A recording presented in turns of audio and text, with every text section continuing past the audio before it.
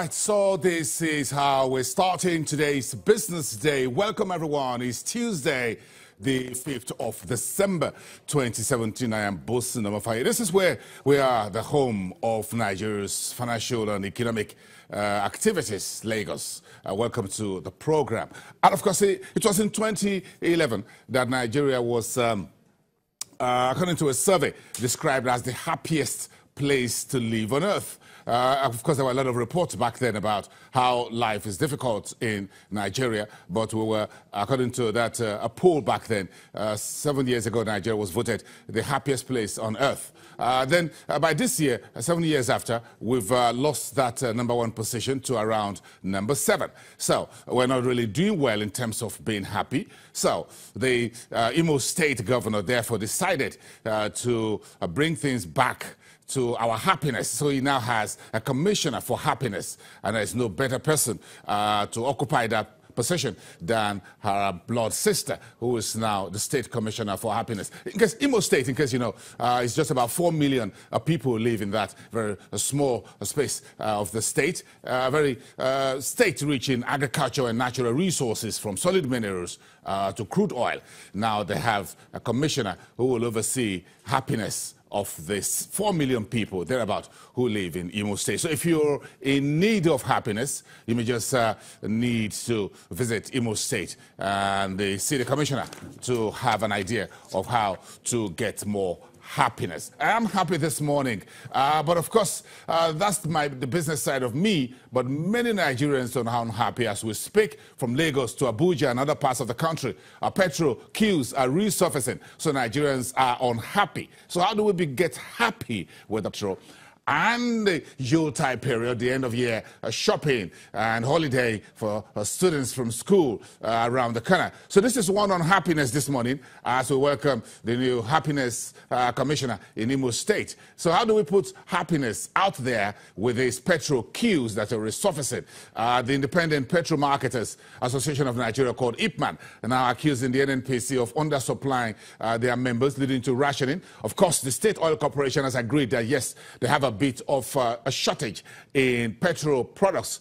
The group managing director of the NNPC, Dr. Byro, says yes, well, the accusations are not totally correct, but Nigeria imports about 100% of its petrol products and distributes this petrol, which is the basic consumer product in Nigeria for your generators and other things, at 133 naira per litre. There are reports that retail prices of petrol is now trending beyond 145. Nigeria has kept the cap or the lead on petrol prices for more than about a year plus, and trying not to allow the increasing or the rally in crude oil prices to above $60 a barrel to affect how much Nigerians pay.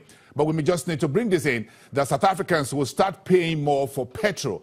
South African authorities yesterday announced the South Africans will pay higher gas prices, 71% more from this month. That's just there from for the second largest economy in Africa. So the NNPC says there's no plan, however, in Nigeria to increase petrol products prices, either at ex-depot or at the pump stations. That's the story this morning. But of course, the queues are back, and now we'll see how this flows into the discussion around the commodities market and shopping and other things that we need to do at the end, as we get to the end of the year.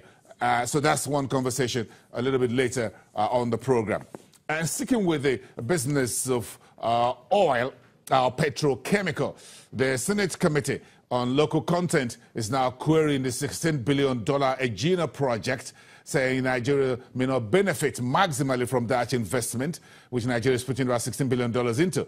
The project is under the umbrella of Total, deep sea offshore floating production and storage offloading projects called the FPSO, and of course the project name is Egina there. I happened to see a bit of that facility being constructed on Snake Island a few months ago. Now the committee, the Senate committee, is querying the cost of the Egina FPSO project. Nigeria has a balance of about $4 billion to pay to make sure this project comes on stream in third quarter of next year and will be adding 200,000 barrels per day of crude oil to Nigeria's total output over the next 25 years. So the Senate Committee on Local Content wants more information on Egina.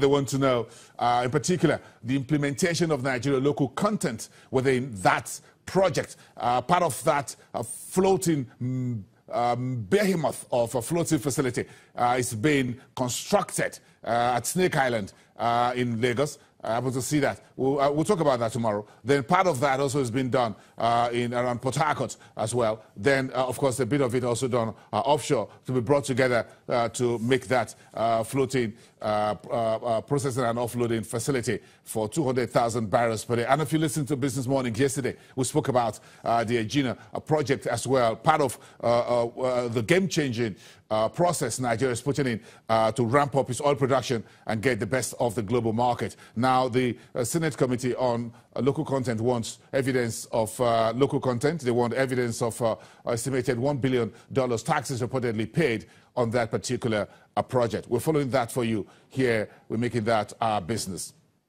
Meantime, Ogun State is complaining. The governor, Amosu, says about 3 to 5 billion naira is being lost monthly to illegal revenue collectors. What do? They print their own tickets, their receipts and stickers in the state and set up their own toll gates across the Ogun State, and they're fleecing the state government. The governor yesterday says this was a specter that has to stop. So Amosu's administration is now pushing to eradicate the multiple haulage revenue collection. You know why Ogun State is that? Of course, that is the gateway to the entire Federal Republic of Nigeria by road. Even if you're going to go through Semeboda or Idiroko, you will have to pass through somehow Ogun State. So with the hundreds and hundreds of haulage vehicles passing through Ogun State to the north, to outside the country, to Benin Republic, and other parts, Ogun State is where this very illegal, very sumptuous business of illegal revenue collection is taking place. The governor says about 3 to 5 billion naira is being lost. Now they're setting up a task force to remove those illegal toll collections and safeguard the taxpayers.